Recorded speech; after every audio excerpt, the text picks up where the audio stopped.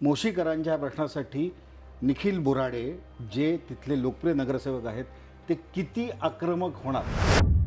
मोशीकरांसाठी कचरा डेपो हा नेमका किती वर्षापासूनचा विषय आहे.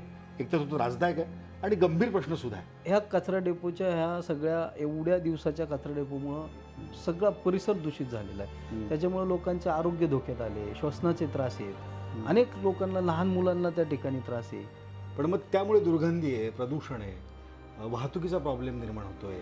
कधी कधी अनेक आजारांचा सामना सुद्धा परिसरातल्या मंडळींना करावा लागतो. मोशीकरांना नेमका काय त्रास सहन करावा लागतो. ह्या पिंपरी चिंचवड शहरामध्ये 92ला अधिकृत कचरा डेपो मोशीमध्ये त्या ठिकाणी झाला. 8 जुलैला दुर्दैवी घटना घडली. याला टाळता येऊ शकलं असतं का? कोणती 3 प्रमुख कारणं तुम्हाला या दुर्घटनेची वाटतात? सर्वसामान्य गरीब लोकांचा जीव त्या ठिकाणी त्यांना गमावून नसता लागला. बरोबर. त्याचं दोषी कोण? 9 जणांचे प्राण गेल्यानंतर केवळ अधिकाऱ्यांचं निलंबन किंवा वरिष्ठांच्या त्यांच्यावरती कारवाईची मागणी, ह्या ज्या गोष्टी आहेत एवढ्या पुरेशा वाटतात तुम्हाला? एवढ्या दिवसाचा कचऱ्याचा ढीग होता, तो अर्धा डोंगर कोसळला.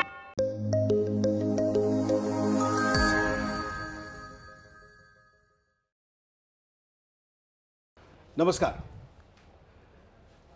ते 3 दिवस परिसरामध्ये जबरदस्त पाऊस झाला. 650 मिलीमीटर पाऊस ते 3 दिवसात पडला. कचऱ्याचा मोठा ढीग साठलेला होता. या पडलेल्या पावसामुळे त्या कचऱ्यात मिथेन वायू निर्माण झाला आणि हा मिथेन वायू निर्माण झाल्यानंतर तो कचरा सरकायला लागला आणि तो कचरा एका इमारतीवरती कोसळला. त्यावेळी त्या इमारतीत 23 जण होते. पैकी 5 जण तिथून बाहेर पडले. 9 जणांना वाचवण्यात यश आलं आणि 9 जण मात्र त्या ढिगाऱ्याखाली दबले गेले. दुर्दैवानं त्यांचा अंत झाला.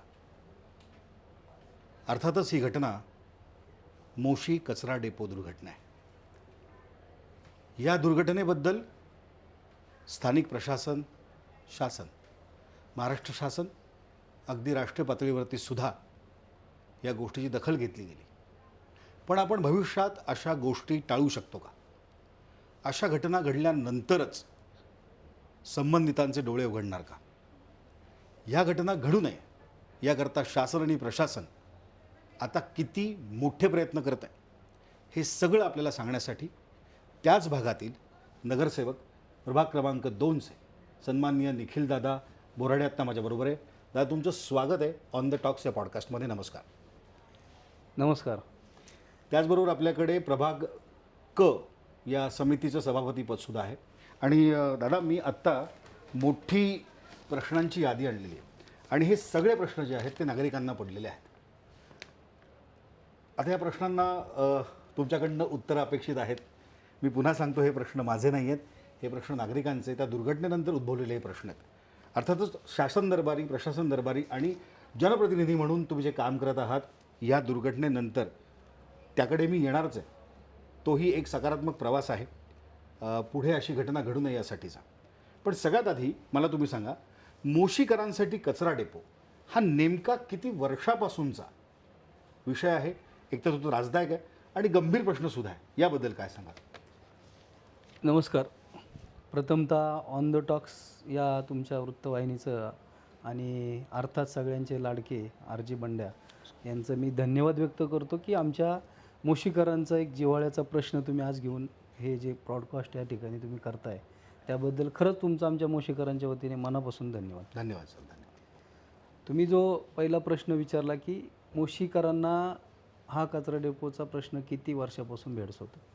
ॲक्च्युली मोशी कचरा डेपोचा विषय असा आहे की मोशी गाव पिंपरी चिंचवड महानगरपालिकेमध्ये समाविष्ट 97 साली झालं आणि त्याच्या आधीपासून त्या ठिकाणी काही खाणीचे भाग होतं आणि तिथं उत्खनन मोठ्या प्रमाणात व्हायचं. शासनाच्या परवानग्या त्या ठिकाणी होता आणि आणि त्याच्यामुळंच त्या ठिकाणी एक पिंपरी चिंचवड महानगरपालिका ज्यावेळेस होती, म्हणजे नगरपालिकेनंतर महानगरपालिका ज्यावेळेस झाली 86ला, त्याच्यानंतर जी काही गावं त्या महानगरपालिकेत आली त्यांचा कचरा कुठं टाकायचा म्हणून एक त्या काळातल्या शासनाने मोशी हा त्या ठिकाणचा ऑप्शन त्यांनी निवडला आणि तिथं कचरा टाकायला सुरुवात केली.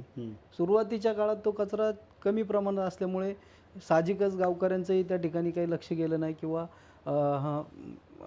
त्या ठिकाणी लोकवस्ती नव्हती, लोकसंख्या कमी होती, त्याच्यामुळं त्या ठिकाणचं ते माळरान असल्यामुळं त्यावेळेस काही लोकांच्या लक्षात आलं नाही की भविष्यात होणारा त्रास आजचा जो होणारा त्रास त्या काळात शेवटी लक्षात आला नाही. म्हणून ही कचरा डेपोचं त्या ठिकाणी वाढतं लोकसंख्येमुळं कचरा डेपो वाढत गेला. बरोबर. आणि ती समस्या दिवसेंदिवस गंभीर झाली.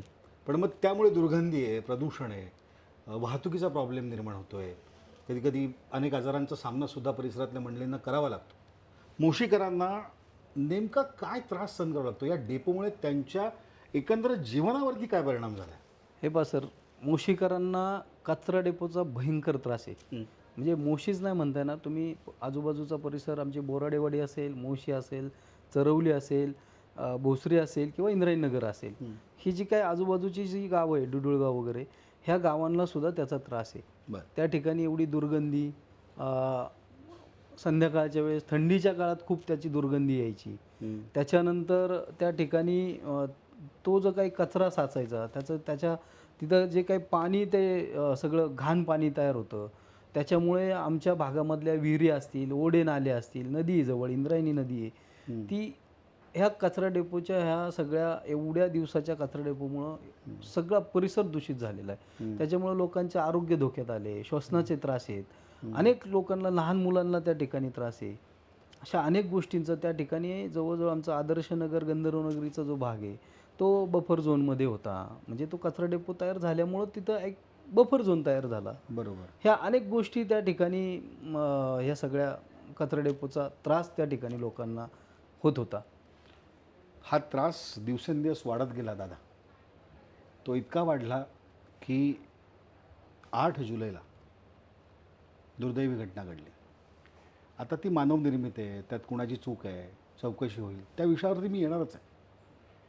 पण मुद्दा असा आहे की 8 जुलैच्या दुर्घटनेची माहिती तुम्हाला कशी मिळाली आणि घटनास्थळी पोचल्यावर तुम्ही जे ते भयंकर दृश्य बघितलं ते नेमकं काय होतं ते मला तुमच्याकडनं 8 जुलैला सर संत तुकाराम महाराजांच्या पालखीचं त्या ठिकाणी आगमन पिंपरी चिंचवड शहरामध्ये होणार होतं. बरोबर.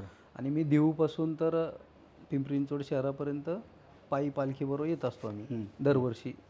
तर यावर्षी आम्ही पायी पायी येत होतो आणि मला वाटतं मध्याह्नच्या दुपारी 2-2:30च्या दरम्यान माझ्या एका सहकार्याचा मला फोन आला की या ठिकाणी अशी अशी घटना घडली.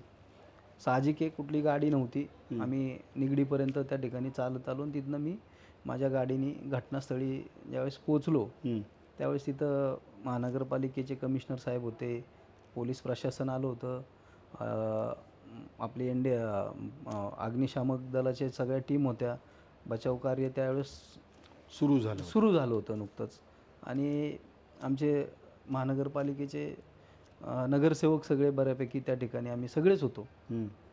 पण दुर्घटना इतकी भयंकर होती की म्हणजे खरं पाहिलं तर NDRF टीमचं मनापासून त्या ठिकाणी धन्यवाद तर सगळ्यांनी आम्ही केलेलंच आहे. पण खरं अर्थाने त्यांचं त्या ठिकाणी स्किल की त्यांनी बऱ्याचशा लोकांचा त्या ठिकाणी जीव वाचवला.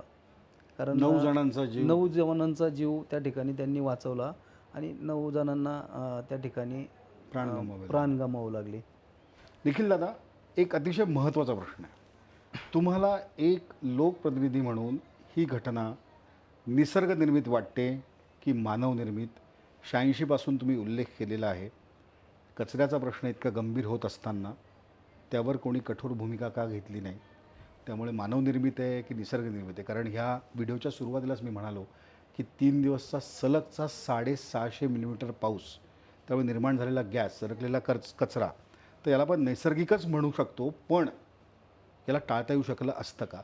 कोणती 3 प्रमुख कारणं तुम्हाला या दुर्घटनेची वाटतात? नाही, तुम्ही केलेला प्रश्न अगदी हा मोशीकरांना पडलेला प्रश्न आहे की दुर्घटना टाळता आली असती तर 100% टाळता आली असती.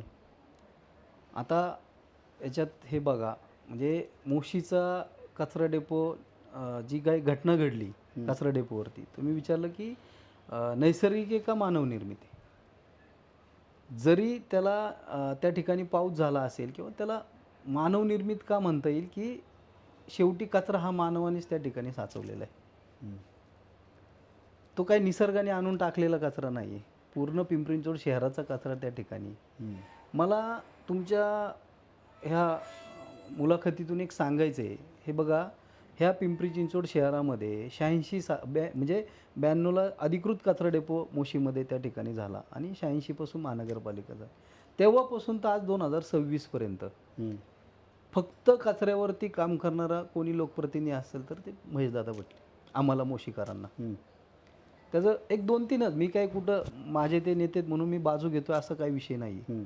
पण तुम्ही 86पासून बघा, कचरा डेपो झाला. कचरा डेपोसाठी कोणी काही प्रयत्न केला? कचरा डेपो ज्या ठिकाणी होता त्या ठिकाणी बफर झोन झाल्यानंतर 6000 घरं त्या ठिकाणी होती. ते 6000 घरं बफर झोनच्या अत्याधीत होती. मग ती बफर झोन रद्द करायचं काम कोणी केलं असेल तर महेशदादांनी केलं. त्या ठिकाणी वेस्ट टू एनर्जी प्रकल्प झाला पाहिजे. त्यांनी विजन 2020च्या माध्यमातून त्यांची जी काही वचनं होती 2014ला निवडून आल्यानंतर त्याच्यातलं कचरा डेपो त्या ठिकाणचा एक विषय होता. बरं. मग कचरा डेपो त्यांना जरी त्या ठिकाणाहून म्हणजे रद्द नाही करता आला, हटवता नाही आला, पण दादांनी त्याच्यावर काय केलं की त्या ठिकाणी वेस्ट टू एनर्जी हा भारतातला पहिला म्हणजे महाराष्ट्रातला तरी माझ्या माहितीनुसार पहिला प्रकल्प त्या ठिकाणी चालू केला की जेणेकरून आपल्या मोशीकरांना त्याचा दिलासा मिळेल. 700 टन कचऱ्यावर त्या ठिकाणी प्रक्रिया चालू झाली. त्याच्यातून महानगरपालिकेला 14 मेगावॅट वीज निर्मिती केंद्र त्या ठिकाणी उभारता आलं. म्हणजे सांगायचं तात्पर्य काय की एकमेव लोकप्रतिनिधी असं आहे का की त्यांनी म्हणजे त्यांची जबाबदारी, ते आज आमदार 15 वर्ष झाले आमदार आहेत. मग एकाच आमदारांनी किंवा एकाच लोकप्रतिनिधींनीच ही सगळी जबाबदारी शहराची घ्यायची का? मग बाकीच्यांनी काय करायचं? कुठलाही शहराचा निर्णय घेत असताना सर्व पक्षीय, सर्व राजकीय नेत्यांनी, सर्व पदाधिकाऱ्यांनी एकत्र येऊन शहरासाठी काय काय चांगलं करता येईल त्याचा निर्णय हा सार्वजनिक घ्यावा लागतो. बरोबर. तर तुमचं म्हणणं असं आहे की कचरा माणसाने निर्माण केला, हो, तो डेपोत गेला, वरतून पाऊस पडला आणि त्यात तो वायू तयार झाला आणि ते ॲक्च्युली तिथल्या कामगारांनी सुद्धा, काही कंपनीचे लोक असतील किंवा काही अधिकारी असतील, त्यांना थोडीशी हिंट दिली होती की बाबा कचरा सरकतोय थोडंसं. बिल्डिंग रिकामी का नाही करण्यात आली? जर याची कल्पना दिली होती तर ती बिल्डिंग रिकामी का नाही करण्यात आली? तोच तर आम्हाला प्रश्न पडला ना की मग त्या सर्वसामान्य गरीब लोकांचा जीव त्या ठिकाणी त्यांना गमावा नसता लागला. बरोबर. तर त्याचं दोषी कोण, आता हे महत्त्वाचं आहे. पण मग या संदर्भात तुम्ही आता काम करत आहात आणि म्हणून मला तुम्हाला विचारायचं आहे, तुम्ही त्या भागातले लोकप्रिय असे जनप्रतिनिधी आहात, नगरसेवक आहात, तर ह्या इमारतीच्या ज्या बांधकाम परवानगी आहे किंवा स्ट्रक्चरल ऑडिट आपण म्हणतो किंवा फायर ऑडिट आपण म्हणतो, हे झालं होतं व्यवस्थित? आता पुढे चौकशीत ते समोर आलं आहे, तुम्हाला याबद्दल काही माहिती आहे? नाही, आता चौकशी समोर येईलच. फायर ऑडिट झालं की नाही झालं, त्याची बांधकाम परवानगी कशी मिळाली, काय मिळाली, हे सगळं त्या पर्यावरण विभागाचे जे काही अधिकारी आहे ज्यांना निलंबित केलं, काही त्या कंपनी गुन्हा दाखल झालेला आहे आणि त्याच्यात सगळ्या चौकशी समोर येईलच. पण मग या संदर्भात तुम्ही कधी लेखी पत्रव्यवहार केला याच्या आधी किंवा याच्यानंतर, म्हणजे आधी का दुर्घटनेनंतर असा लेखी पत्रव्यवहार किंवा नागरिकांनी काही तक्रारी मांडल्या नंतर तुम्ही त्या महापालिकेत लोकप्रतिनिधी म्हणून मांडल्या केलं ना? मी आता ह्या घटनेच्या नंतर ज्यावेळेस आमची महानगरपालिकेची ज्यावेळेस सभा होती त्या सभेत पण मी बोललो त्या ठिकाणी आयुक्त आणि महापौरांकडे मागणी केली आणि आता मी आयुक्तांना सुद्धा त्या ठिकाणी पत्र दिले की प्रत्येक प्रभागामध्ये किंवा म्हणजे क प्रभाग आपलं जे 10 प्रभाग आहेत त्या प्रभाग स्तरावरती एक एक जागा डिसाईड करून त्या ठिकाणी कचरा जो प्रक्रिया आहे त्याचे प्रोजेक्ट त्या ठिकाणी उभे केले पाहिजे, ही प्रमुख मागणी. बरोबर. कचरा डेपो, हे बघा, आता पिंपरी चिंचवड शहरात कुठल्याही गावात जर कचरा डेपो व्हायला गेला तिथं विरोध हा होणारच. बरोबर. प्रत्येक नागरिक म्हणणार की माझ्या इथं कचरा डेपो नको. पण मला ह्याचं राजकारण नाही करायचं. माझ्या मोशीकरांना त्याच्यापासून दिलासा मिळाला पाहिजे. तो दिलासा कसा मिळणार आहे त्याच्यासाठी मी महेशदादांशी त्या ठिकाणी सविस्तर चर्चा केलेली. की दादा आमच्या मोशीकरांना याच्याबद्दल दिलासा तुम्हीच देऊ शकता आणि तुम्ही त्याच्यावर प्रक्रिया ऑलरेडी केलेली आहे. पण पुढच्या टप्प्यामध्ये याच्यामध्ये की 10 ठिकाणी तरी किमान पिंपरी चिंचवड शहरामध्ये त्या ठिकाणी ते प्रकल्प उभे राहिले पाहिजे आणि जे मोशीमध्ये 40 वर्षाचा जो कचरा त्या ठिकाणी साचलेला आहे त्या वेस्ट टू एनर्जीचं जे काही 20 वर्ष ॲग्रीमेंट आहे, येणाऱ्या 5-10 वर्षामध्ये तो कचरा त्या ठिकाणी पूर्ण संपून जाईल आता आणि मग तो कचरा डेपो त्या ठिकाणी बंद होईल. बरोबर आहे. हे आता आपलं हे पुढचं प्लॅन आहे. हे दुर्घटना घडल्यानंतर आपल्याकडे आपण असं म्हणतो की लहान मूल रडल्याशिवाय त्याला आई जेवायला देत नाही. इथे आपल्याकडे एखादी घटना घडल्याशिवाय आणि ती दुर्घटना असेल तर ही पावलं उचलली जातात. दादांनी यासाठी प्रयत्न केलेले आहेत ते दिसत आहेत. पण दुर्घटना घडली ज्यात 9 जणांचे प्राण गेले. मला तुम्हाला तेच विचारायचं की 9 जणांचे प्राण गेल्यानंतर केवळ अधिकाऱ्यांचं निलंबन किंवा वरिष्ठांच्या त्यांच्यावरती कारवाईची मागणी ह्या ज्या गोष्टी आहेत एवढ्या पुरेशा वाटतात तुम्हाला? नाही, ह्या नक्कीच पुरेशा नाही आहेत. हे बघा, आता तुम्ही म्हटले दुर्घटना घडल्यानंतर आपण काहीतरी करतो, पण दुर्घटना घडायच्या आधीच वेस्ट टू एनर्जी हा 2023ला बरोबर. तो ॲक्च्युली 2019लाच त्या ठिकाणी आम्हाला चालू करायचं होतं दादांना. पण त्या काळात सरकार तुम्हाला माहिती आहे, सरकार गेलं, महाविकास आघाडी सरकार आलं, सगळ्या परवानग्या थांबल्या. नंतर 22ला परत महायुतीचं सरकार आल्यानंतर त्या परवानग्या मिळाल्या आणि 2023ला त्याचं उद्घाटन झालं. दुर्घटना आत्ता 8 जुलै रोजी घडली. पण जर ह्याच परवानग्या 2019लाच जर तो प्रकल्प चालू झाला असता, कदाचित ही घटना घडली नसती. कारण तो कचऱ्याचा डोंगर तर तेवढा खाली आला असता. तो खाली आल्यामुळं तो ढासळला नसता. कदाचित. जर तरचं उत्तर मी देते. जर तरचं उत्तर आहे. दुर्घटना घडली दादा, 84 तास लागेल आपल्याला. 84 तास ते बचाव कार्य चाललं आहे. तर आपल्याकडे जी आपत्कालीन यंत्रणा महापालिकेकडे आहे आणि तिथली जी काही यंत्रणा आहे याचा आपण काही आलेख म्हणा किंवा आराखडा म्हणा तो बनवलेला असतो की अशी परिस्थिती निर्माण झाली तर आपत्कालीन यंत्रणा कशी काम करेल. तर तो जो आराखडा आहे किंवा ती जी काम करण्याची जी पद्धत आपण ज्याला म्हणतो तर ती कुठेतरी अपूर्ण आहे किंवा त्यात काहीतरी प्रॉब्लेम आहे, त्रुटी आहे, असं नाही वाटत तुम्हाला? नाही, महापालिकेची जी आपत्कालीन जी टीम आहे ती 100% अशा मोठ्या घटना घडल्यानंतर ती कुठंतरी अपुरी आहे. पण प्रत्येक वेळेस आपण NDRFचीच मदत घेतो. NDRF आल्यानंतर त्यांनी पूर्ण त्यांनी ताब्यात घेतलं होतं की पूर्ण ऑपरेशन त्यांनी त्या ठिकाणी हातात घेतलं आणि ते सगळ्या गोष्टी त्या ठिकाणी करत होते. कारण त्यांच्या दृष्टिकोनातून लोकांचं प्राण वाचवणं हे महत्त्वाचं होतं. शेवटी त्यांनी 9 लोकांचा प्राण वाचवला. नंतर त्यांनी आमच्या माहितीनुसार काही कॅमेरे खाली सोडले, काही माईक त्या ठिकाणी कोणाचा आवाज येतोय का, जे काही टेक्नॉलॉजी त्या ठिकाणी वापरली आणि ती वापरून ते शोधत होते अजून कोणी जिवंत आहेत का, कोणी आपल्याला तिथून काही रिस्पॉन्स मिळतोय का. शेवटी ती बिल्डिंग पडली होती. काही लोकांना म्हणजे काहींचं पायी त्या ठिकाणी अडकले होते. पायी तोडून काहींना बाहेर काढण्यात आलं. अशी परिस्थिती असताना जर त्या ठिकाणी खूप मोठ्या प्रमाणात मशिनरी त्या ठिकाणी जर इन्व्हॉल्व केल्या असत्या तर ते अजून तो ढाचा ढासळला असता आणि जे काही NDRFचे जवानसुद्धा तिथं काम करत होते, 200-250 लोक होते, त्यांचा जीव धोक्यात आला असता. त्याच्यामुळं त्यांनी जे काही त्यांच्या स्किलप्रमाणे त्यांच्या आयडियाने ते जे काही काम केलं बचाव ते उल्लेखनीय आहे. त्यांच्या उल्लेखनीयच आहे. पण आपल्याकडे यंत्रणा आहे तर ती यंत्रणा अशा परिस्थितीला हाताळण्यामध्ये अजून तितकीशी सक्षम वाटत नाही. NDRFला आपण बोलवतो. 3.5 दिवसाहून अधिक कालावधी खरं तर ह्या तिथे अडकलेल्यांचे जीव वाचवण्यासाठी आपल्याला लागले. 3.5 दिवस त्याहून अधिक. तर मला असं वाटतं की याबद्दल विचार झाला पाहिजे. 100% झाला पाहिजे. 3.5 दिवस कारण त्याचं कारण पण सांगतो मी. तो लागला सर, एवढ्या दिवसाचा कचऱ्याचा ढीग होता. तो अर्धा डोंगर कोसळला. तो अर्धा डोंगर कोसळला तो तुम्ही 2 आणि 3 दिवसात हटवणं शक्य नव्हतं.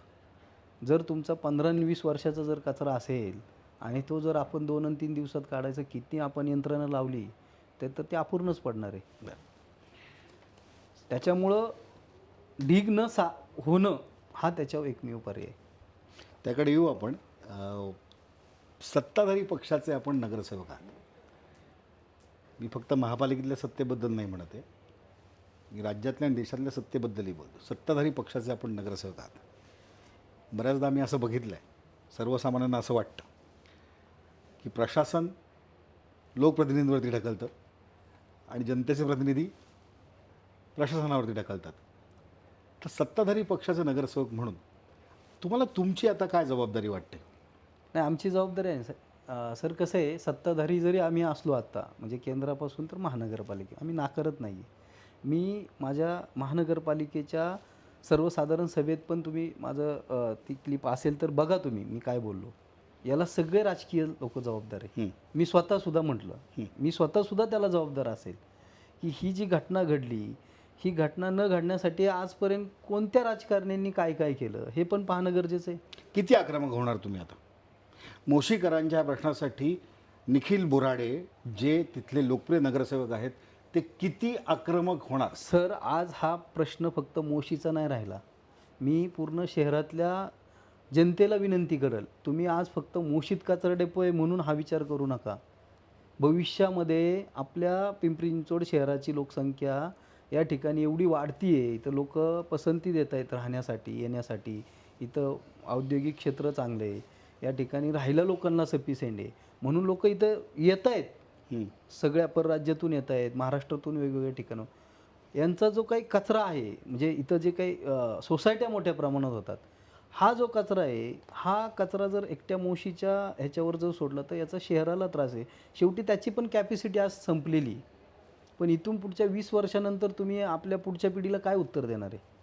म्हणजे त्याच्यासाठी काय करायचं ना, त्याचं नियोजन आज आम्ही केलं पाहिजे. याचं राजकारण न करता नियोजन केलं पाहिजे. तुम्हाला असं वाटतं दुर्घटनेचं राजकारण खूप झालं? 100% झालं.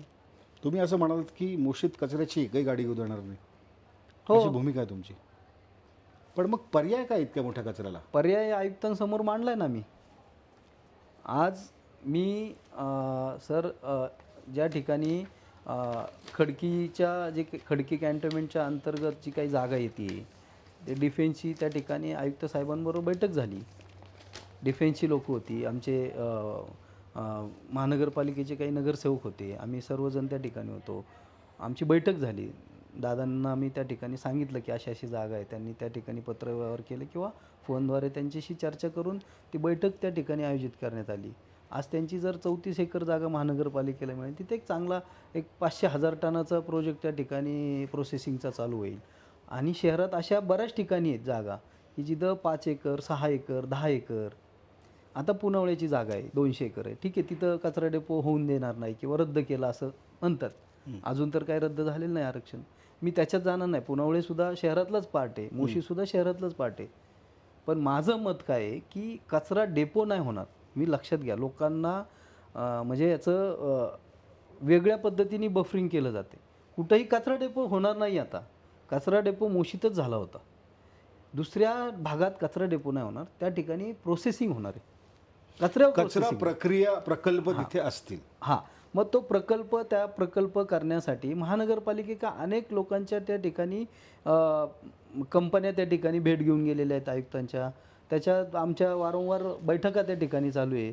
आमचे पक्षनेते आहेत, प्रशांत शितोळे, स्टँडिंग चेअरमन आहेत, महापौर आहेत, सगळेजण आम्ही त्या ठिकाणी त्या गोष्टीच्या पाठपुराव्याला आहे. कारण आज जर तो निर्णय नाही घेतला ना, तर भविष्यात 20-25 वर्षांनी, आत्ता तर म्हणजे 1-2 वर्षातच मोशी कचरा डेपोचा आत्ताच त्या ठिकाणी कॅपॅसिटी संपलेली. तो जो प्रोजेक्ट आहे तो 700 टनाचाच आहे आणि शहराचा कचरा 1,500 टन येतो. मग 800 टन डम्पिंग होतोच ना तिथे. मग त्या 800 टनाचाच प्रोजेक्ट आम्ही अजून जर 4-5 ठिकाणी केला तर तिथं डम्पिंग व्हायचं बंद होईल. आणि तो 700चा आम्ही जर 1000वर नेला तर तिथला आमचा जो काही साचलेला कचरा आहे तो 300-300नी जर पुढं भविष्यामध्ये कमी होत गेला तर साहजिक आहे तिथला कचरा डेपो बंद होईल. पण मग आता हे जे वेस्ट मॅनेजमेंट आपण म्हणतोय आपल्या PCMC अंतर्गत, या वेस्ट मॅनेजमेंटवरती कोट्यावधी रुपये खर्च होतात, शेकडो कोटी रुपये खर्च होतात. हो, तरी आपल्याकडे कचरा समस्या आजपासून उभी आहे. या खर्चाचं स्वतंत्र ऑडिट व्हावं. हा खर्च जातोय कुठे? या खर्चाच्या माध्यमातून खरंच कचरा व्यवस्थापन होत आहे की नाही, असा प्रश्न नागरिकांना पडूच शकतो की? 100% पडू शकतो. मग याचं ऑडिट व्हावं असं तुम्हाला वाटतं का? 100% याच्यामध्ये जर समजा काही सर याच्यात अडचण असेल? नाही, अडचण नाही. ह्याचं ऑडिट झालंच पाहिजे. तुम्ही चांगला प्रश्न केला. मी त्या दिवशी आयुक्त साहेबांना पण आणि सभागृहात पारदर्शी ऑडिट, पारदर्शी ऑडिटच झालं पाहिजे. आणि कसं झालं पाहिजे सर, याच्यात कचरा साचण्यासाठी अजून एक गोष्ट बघा, आमच्या सोसायटी धारकांना खूप मोठ्या प्रमाणात त्रास आहे. होतं काय, आमची सोसायटी त्या ठिकाणी एखादी सोसायटी जर 1000 फ्लॅटची आहे, तो बिल्डर येतो, त्यांना 200 फ्लॅटचं कचरा बसेल एवढीच मशीन त्या ठिकाणी बांधून देतो. आणि मग नंतर महानगरपालिकेचे अधिकारी जाणार, मग तुमचं कचरा विलगीकरणाचं प्रोजेक्ट कमीच आहे, तुम्ही ऑपरेटच करत नाही, मग त्यांचं पाणी कलेक्शन कट करा, त्यांना नोटीस काहीतरी द्या, कारवाई करा. अरे पण तुम्ही ज्यावेळेस बांधकाम परवाना ज्यावेळेस देता, ज्यावेळेस पूर्णत्वाचा दाखला देता ना त्यांना, बिल्डरला, सोसायटी पूर्ण झाली, सगळं क्लिअर आहे, ते कधी देता? सगळं ऑडिट करूनच देता ना. मग त्याच वेळेस त्या कचऱ्याचं त्या बिल्डरनी अजून 2 वर्ष सांभाळलं पाहिजे, अशी आट का नाही टाकत? पुन्हा तुमचा रोख प्रशासनाकडे आहे, पुन्हा रोख नाही, अधिकाऱ्यांकडे. प्रशासनाकडे नाही, मी तर सांगितलं ना तुम्हाला की त्याच्यामध्ये एखाद्या बिल्डरला जर NOC कोण देत नसेल तर आम्ही नगरसेवक सुद्धा फोन करतो, साहेब द्या तेवढी NOC. अशा वेळेस आयुक्तांनी आमचं सुद्धा ऐकलं नाही पाहिजे. कचरा आणि पाणी हा असा विषय आहे की भविष्यातला पर्यावरणातला सगळ्यात महत्त्वाचा विषय असेल शहरासाठी, तो कचरा आणि पाणी. बर, आता आपल्या प्रत्येक प्रभागात ओला कचरा, सुका कचरा याच्यावरती प्रक्रिया केंद्र उभारण्याची कल्पना पुढे येते आहे, जेणेकरून मोशी कचरा डेपोवरचा भार कमी होईल. निश्चितच आपण त्याबद्दल बोललो, पण याबद्दल काही ठोस पावलं उचलली गेली आहेत का? त्याचं काही वेळापत्रक ठरलं आहे का? 100% उचललेली. आमच्या ग्रामस्थांच्या वतीने आम्ही आयुक्तांना पत्र दिले, 3 महिन्यात काहीतरी तुम्ही निर्णय घ्या, अन्यथा आम्ही मोठ्या प्रमाणात आंदोलन त्या ठिकाणी उभं करू. मी तीच आक्रमकताच तुम्हाला मगाशी विचारत होतो की याबाबत 100% आम्ही सर्व ग्रामस्थ आक्रमक आहे त्या ठिकाणी. कारण आम्हाला होणारा 40 वर्षाचा त्रास पाहता आयुक्तांनी आम्हाला आश्वासित केलेले, लवकरात लवकर आम्ही 10 ठिकाणी जागा व्हेरीफाईड करू आणि त्या डिक्लेअर पण करू. आमच्याकडं स्वतः माझ्याकडं काही अशा कंपन्यांची मी सुद्धा भेट घेतली आहे. सिडसा म्हणून एक कंपनी आहे, उदाहरण देतो, फॉरेनची आहे. त्यांच्याकडं आज 500 टनाचा कचरा 5 एकरमध्ये ते प्लांट उभे करू शकतात. महापालिका त्यांना फक्त कुठल्याही प्रकारचे त्यांना पैसे द्यायचे नाहीत, फक्त त्यांच्या कंपाऊंडच्या आतमध्ये कचरा आणून द्यायचा, ॲज इट इज आहे असा कचऱ्याचं ते RDF बनवायचं काहीतरी त्यांचा प्रकल्प आहे तो. तर त्या ठिकाणी ते प्रोजेक्ट त्या ठिकाणी करायला तयार आहे. माझ्या 2 बैठका सहाय्यक आयुक्तांबरोबर झाल्या, आयुक्तांबरोबर पण झालीत, आमदारांच्या सुद्धा मी ते त्या ठिकाणी माहितीसाठी त्यांना सगळं सांगितलेलं आहे की अशा अशा गोष्टी आपण करतो आहे. त्यांनी सांगितलं की तुला त्याच्यामध्ये काय मदत लागेल मला सांग. 10 जागांचं मागणी पत्रसुद्धा मी आयुक्तांना दिलं की लवकरात लवकर त्या 10 जागा तुम्ही डिसाईड करून त्या डिक्लेअर करा. बरं, पण मग आता प्रभागामध्ये कचरा विलगीकरण प्रक्रिया केंद्र हे आपण म्हणतो, पण मग पुन्हा तोच इशू, नागरिकांची तिथं परमिशन मिळेल का? नागरिक आक्रमक तर होणार नाही ना? बरं, तिथले वैज्ञानिक निकष, नाही, पर्यावरणाचा अभ्यास करून हे सगळं झालं पाहिजे. 100% झालं पाहिजे. याच्यात बघा, नागरिकांना विश्वासात घ्यावं लागणार, स्थानिक नगरसेवक असतील त्या भागातले. पण एक लक्षात घ्या, काही जागा अशा आहेत की तिथं लोकवस्ती नाही आहे. त्या जर आज डिसाईड नाही केल्या तर 20 वर्षांनी त्या ठिकाणी सुद्धा लोकवस्ती होणार. बरोबर आहे. त्याच्यामुळे कचरा विलगीकरण हा विषय वेगळा आहे. आत्ता जे शहरात कचरा विलगीकरणाचे प्रोजेक्ट आहेत ना, ते कशासाठी केलेत प्रशासनाच्या काळात? की इथं कचरा वेगळा करायचा आणि वेस्ट टू एनर्जीच्या तिकडे पाठवायचा. प्रक्रिया केंद्र म्हणाला मी. प्रक्रिया केंद्र, प्रभागवार प्रक्रिया केंद्र. प्रभागवार जरी नाही झालं ना तर क प्रभाग आहे, क प्रभागाच्या अंतर्गत एखादी तरी जागा अशी असेल ना, 5 एकर 10 एकर तिथं कशाचं आरक्षण असेल, ती महानगरपालिकेने ताब्यात घेऊन तिथं प्रक्रिया तयार करणं गरजेचं आहे. असे 10 प्रभाग आहेत. त्याच्यामुळं महानगरपालिकेचा फायदा काय होणार आहे? महानगरपालिकेला लाईट बिल त्या ठिकाणी द्यायचं नाही आहे, कुठली प्रोसेसिंगची फी द्यायची नाही आहे. त्यांनी त्या ठिकाणी फक्त कचरा आणि ट्रान्सपोर्टेशनचे पैसे वाचतील, महानगरपालिकेचे वाचतील, लोक त्या ठिकाणी काम कमी करायला लागेल, म्हणजे नगरपालिकेचा जो काही लोक टॅक्स भरतात त्यांचे पैसे वाचतील. ह्या सगळ्या गोष्टी होणार आहेत ना, पण त्याच्यावर कोणीतरी काहीतरी प्रक्रिया तर चालू केली पाहिजे, सुरुवात तर कुठंतरी केली पाहिजे. डेपोमुळे प्रभावित नागरिक आहेत, बरोबर? जसं आपण म्हणालो की डेपोमुळे अनेक नागरिकांच्या जीवनावरती आणि मग त्यांना शारीरिक प्रॉब्लेमसुद्धा फेस करावे लागतात.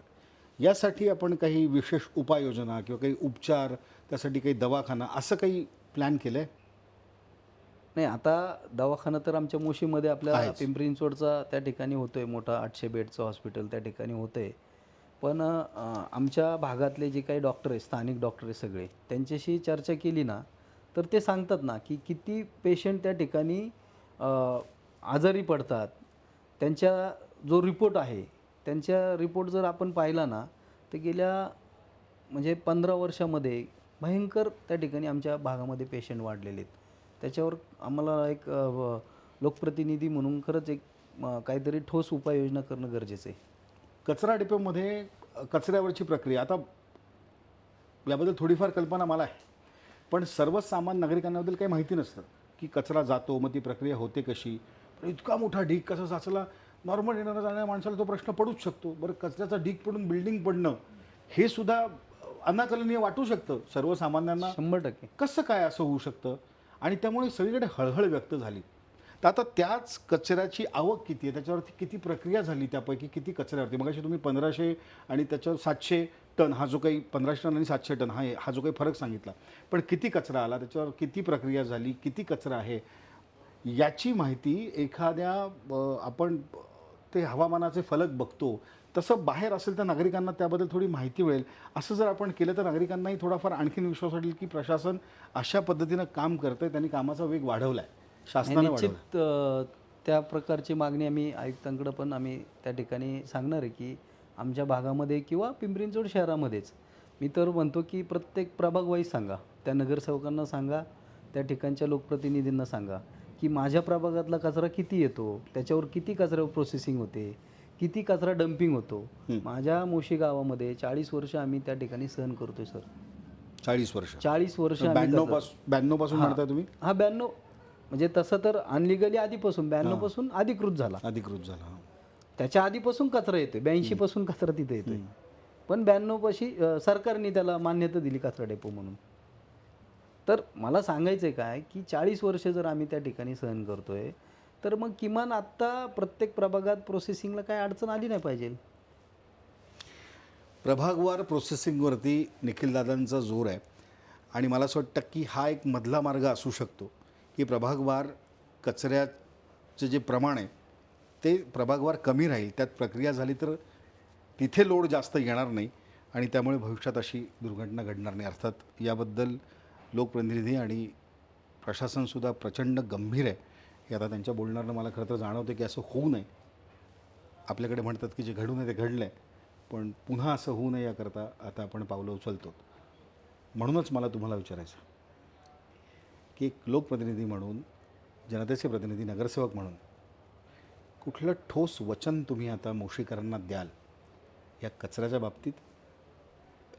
मला अडचणीचा वाटेल हा प्रश्न तुम्हाला, पण तारखेसह ठोस वचन कचरा डेपोच्या बाबतीत मोशीकरांसाठी, त्या परिसरातले नगरसेवक म्हणून तुम्ही त्यांचा आवाज म्हणून महापालिकेमध्ये आहात, काय सांगाल? आता तुम्ही एकदम चांगला प्रश्न विचारला. मी सुद्धा एक लोकप्रतिनिधी आहे त्या भागातला, म्हणजे मोशी गावचा. भले कचरा डेपो माझ्या प्रभागात जरी नसला तर शेवटी मी त्या गावचा भूमिपुत्र आहे. सर, मी माझ्या गावाला काही खोटं सांगून काही आश्वासित करून त्याच्यावर राजकारण मला करायचं नाही. हे बघा, आता मोशी कचरा मी जर उद्या म्हटलं मोशी कचरा डेपो बंद करणार आहे तर हे लोकांना खरं वाटणार नाही. लक्षात घ्या, बंद करणं आणि त्याच्यावर पर्याय काढणं याच्यात फरक आहे. बंद करणं, मी आंदोलन करीन, बंद करणार, 8 दिवस त्याचं स्टंट करणार, आणि ते नको आहे मला. मला कायमस्वरूपी माझी पुढची येणारी पिढी, मोशीतली पुढची येणारी पिढी ती म्हटली पाहिजे की त्यावेळेस कोण नगरसेवक असतील त्यांनी हे जे निर्णय घेतले ते आमच्या पुढच्या, शेवटी आज नगरसेवक आहे, शेवटी कोणी काही तांबडपत्र घेऊन आलेलं नसतं. प्रत्येकाचे ठरलेले कार्यकाळ असतात. आपल्याला जी संधी मिळाली त्या संधीचं सोनं करणं आपल्या हातात आहे. सर, याच्यावरती एकच पर्याय आहे, त्या प्रकल्पावरती तिथले जे डोंगर आहेत ते कमी करणे किंवा त्याच्यासाठी अजून तिथं काही करायचं असेल तर ते करणं, आणि तिथला शहरातला पूर्ण इथून पुढचा येणारा कचरा हे प्लॅन्ट उभे करून तो बंद करणे, हाच एकमेव मोशीकरांसाठी आमच्या पर्याय आहे. आणि तरच येणाऱ्या 5 वर्षात 8 वर्षात तो पूर्णपणे बंद होईल. बंद म्हणजे पूर्णपणे कचरा नष्ट होईल, आणि कचरा नष्ट झाल्यानंतर त्या ठिकाणी होणारा त्रास आपोआप कमी होणार आहे. आमदार महेशदादा लांडगेंचा उल्लेख तुम्ही बोलताना केला. महेशदादा यांचा वेस्ट टू एनर्जी हा अत्यंत महत्त्वाकांक्षी तो प्रकल्प जो 2019ला सुरू व्हायला हवा होता, पण त्याला उशीर इतका झाला की 5 वर्ष लागली सुरू होण्यासाठी. आणि ह्या उशीर लागलेल्या 5 वर्षांचाही वाटा त्या दुर्घटनेत आहे असं तुमचं म्हणणं आहे. आधी झालं असतं तर हे टाळता आलं असतं. तर वेस्ट टू एनर्जी या प्रकल्पावरून महेशदादांनाही टार्गेट केलं गेलं. तर याच्या मागची सत्यता पुन्हा एकदा लोकांना कळली पाहिजे. जे 5 वर्षांपूर्वी सुरू व्हायला होतं ते उशिरा सुरू झालं, त्यामुळे सुद्धा हा सगळा प्रकार घडला. तर काय सांगाल? सर कसं आहे बघा, राजकारणी आहेत सगळे. महेशदादांना त्या ठिकाणी आज पिंपरी चिंचवड शहराचा एक राजकारणातील मोठा चेहरा आहे महेशदादा आहेत. आज ते शहरात नाही तर पूर्ण महाराष्ट्रभर काम करतात.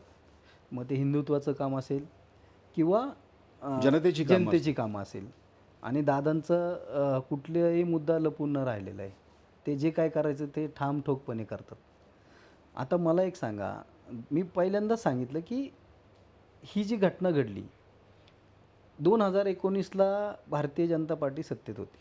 म्हणजे आधी त्याच्या 14 ते 19 त्यावेळेस दादांनी हा प्रकल्प करायचं ठरवलं तिथं आणि महाराष्ट्रात कुठंही केलं नाही कुणी. भरपूर सगळे आमदार होते, मंत्री होते, सगळे सत्तेतच होते ना.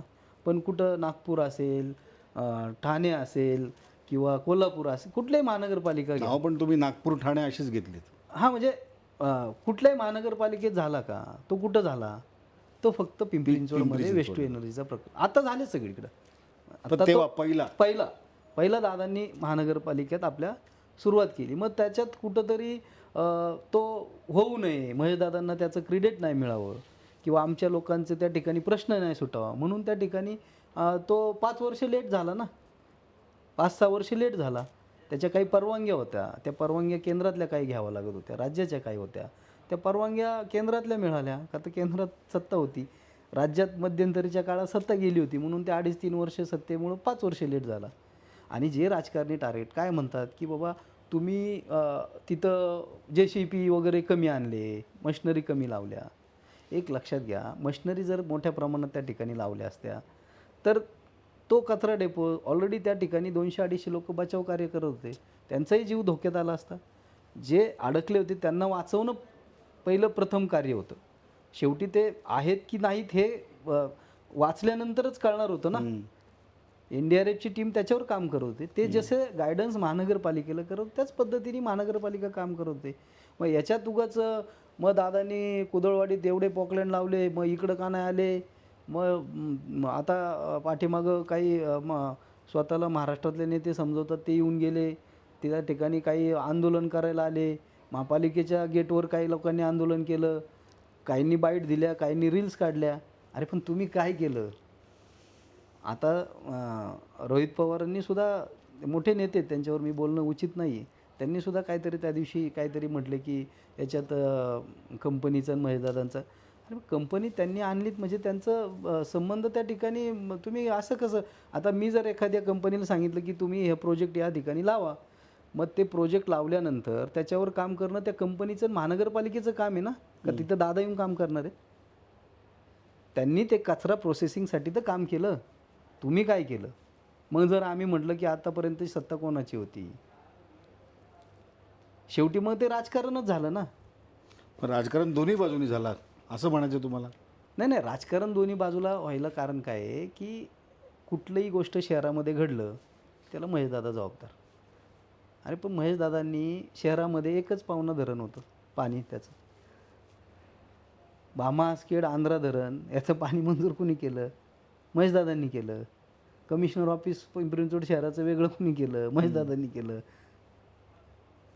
कोर्टाचं काम चालू कोणी केलं? महेशदादांनी केलं. COP कॉलेज, IIM कोणी आणलं? महेशदादांनी आणलं. मग ह्या सगळ्या कामांचं क्रेडिट कुठंतरी महेशदादांना पिंपरी चिंचवड शहरकर त्यांनी दुसऱ्यांदा महापालिकेची सत्ता दादांच्या स्वाधीन केली, भारतीय जनता पार्टीच्या केली. त्याच्यामुळं ते कुठंतरी विरोधकांना खटकतं आणि मग टार्गेट करायचं. त्यासाठी मोशी दुर्घटना कारणीभूत ठरली असं तुम्हाला वाटतं? हां, टार्गेट करायला काहीतरी टार्गेट मिळालं. हां, त्याच्यामुळं ते त्यांचं काम ते करतात, विरोध करायचा. आम्ही दादांनी ना आम्ही त्यांची सगळी टीम, आम्ही फक्त लोकांचं काम करायचं आणि कामातून उत्तर द्यायचं, एवढं आमचं ध्येय आहे. कामातून उत्तर द्यायचं असं म्हणतायत निखिल भाऊ बोराडे. निखिलजी, आता मला तुम्हाला काही प्रश्न विचारायचे आहेत, त्याची तुम्ही एका वाक्यात एका शब्दात उत्तर देणं अपेक्षित आहे. मोशी डेपो पूर्ण बंद की त्याची वैज्ञानिक पुनर्रचना, काय वाटतं तुम्हाला?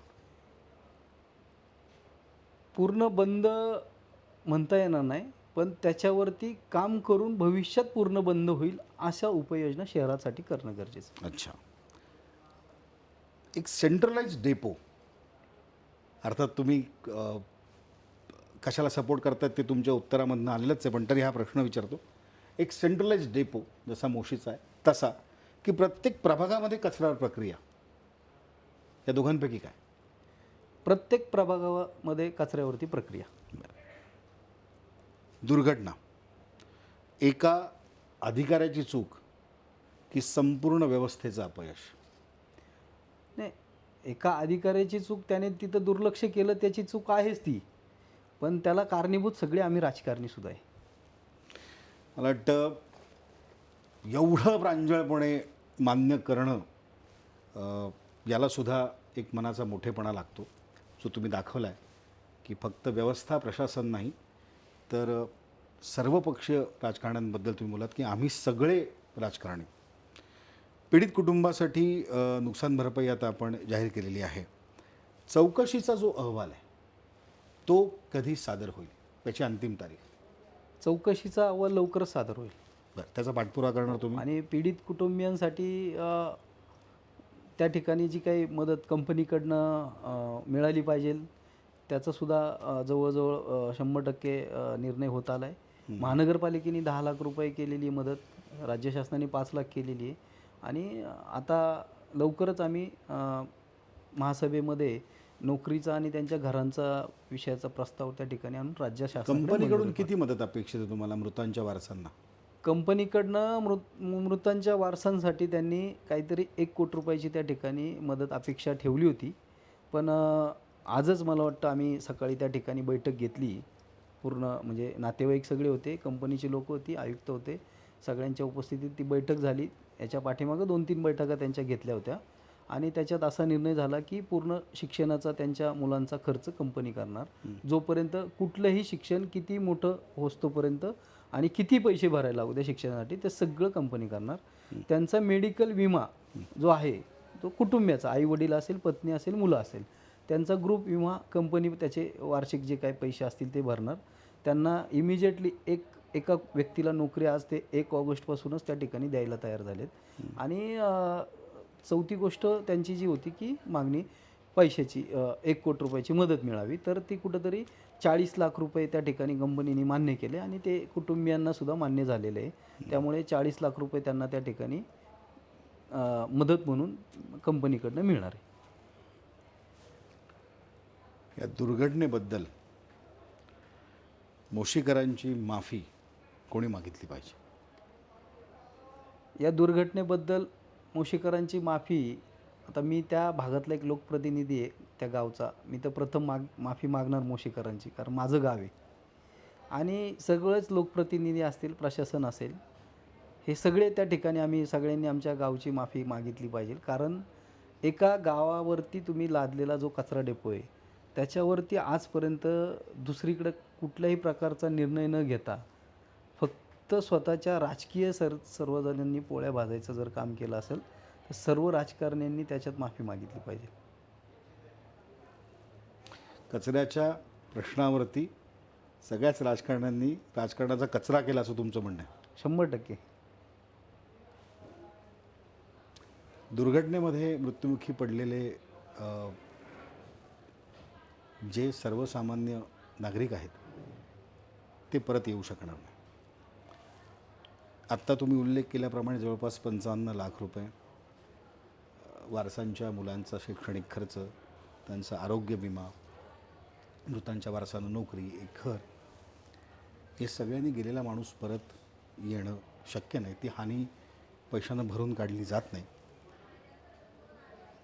पण कुटुंबियांना झालेला त्रास आणि मोशीकर जवळपास 40 वर्षांहून अधिक काळ हा कचऱ्याचा त्रास सहन करताय, तर ह्या मोशीकरांना तुम्ही थेट तिथले गावकरी म्हणून आणि त्या परिसरातले नगरसेवक म्हणून काय सांगाल?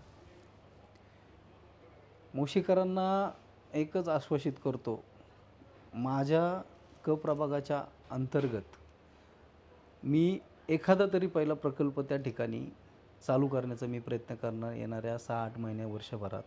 आणि तो शहराला, जरी शहराच्या इतर भागात आता आयुक्तांचा प्रयत्न आहे, होईल नाही होईल ते त्यांच्या ह्याच्यावरती आहे, पण आमची आग्रही मागणी आहे.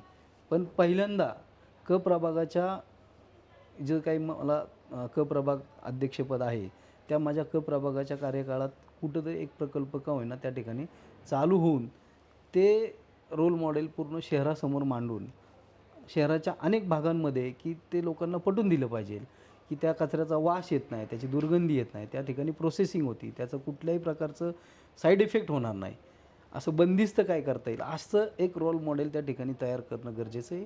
आणि तेच मी या ठिकाणी मुशीकरांना आश्वासित करतो. ते करून इतर शहरातल्या इतर ठिकाणीसुद्धा ते होईल याचा प्रयत्न करणार. आणि माझ्या मुशीतला जो काही 40 वर्षाचा कचरा आहे तो येणाऱ्या 4-5 वर्षामध्ये 6 वर्षामध्ये कसा संपवला जाईल याचं मी त्या ठिकाणी आमदार महेशदादांच्या पाठीमागे लागून ते काम करण्याचा प्रयत्न 100% करणार. थोडक्यात प्रभाग समितीचे सभापतीपद तुमच्याकडे आत्ता आहे. सुरुवात तुम्ही तुमच्याच प्रभागातून करण्याचा विचार करताय. ते एक मॉडेल होईल आणि मग ते संपूर्ण शहरभर राबवण्यात येईल. मोशीकरांची कचऱ्याच्या समस्येतनं हळूहळू सुटका होईल याबद्दल तुम्ही प्रचंड आशावादी आहात. तोपर्यंत आक्रमकपणे हा जो सगळा मुद्दा आहे तो तुम्ही लावून धराल 100%. आणि यातनं लवकरात लवकर कशी सुटका होईल यासाठी तुम्ही प्रयत्न कराल. त्याच्यात कुठलंच शंका नाही आहे. वा. खरं तर मोशीची दुर्घटना याला तुम्ही नैसर्गिक आपत्ती म्हणा किंवा ती मानवनिर्मित म्हणा. आत्ता निखिलदादांशी बोलताना मुळातच एक गोष्ट अशी जाणवली की या घटनेमुळे सर्वसामान्य मंडळी, शासन प्रशासन खरोखरच हादरून गेलेले आहेत. कचऱ्याचा प्रश्न हा मिटला पाहिजे, कचऱ्याचा प्रश्न हा सुटला पाहिजे, शहराची कचऱ्यातनं मुक्तता झाली पाहिजे. पण त्यासाठी प्रभागवार कचरा प्रक्रिया केंद्र असावे असा एक नवा विचार निखिलदादा यांनी खरं तर इथे ठामपणे मांडला आहे. याच्यावरती विचार अनेक वर्षांपासून सुरू आहे. पण आता किमान या दुर्घटनेनंतर प्रशासनाला जाग येऊन आणि परवानग्यांच्या खेळामध्ये न अडकता लवकरात लवकर ही प्रक्रिया केंद्र सुरू होतील. आणि यासाठी सन्माननीय आमदार महेशदादा लांडगे हे समर्थपणे या सगळ्या गोष्टीला पुढे नेतील.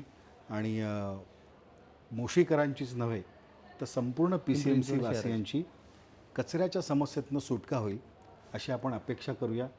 आणि पुन्हा अशी दुर्घटना घडणार नाही यासाठी शासन प्रशासन सज्ज असेल.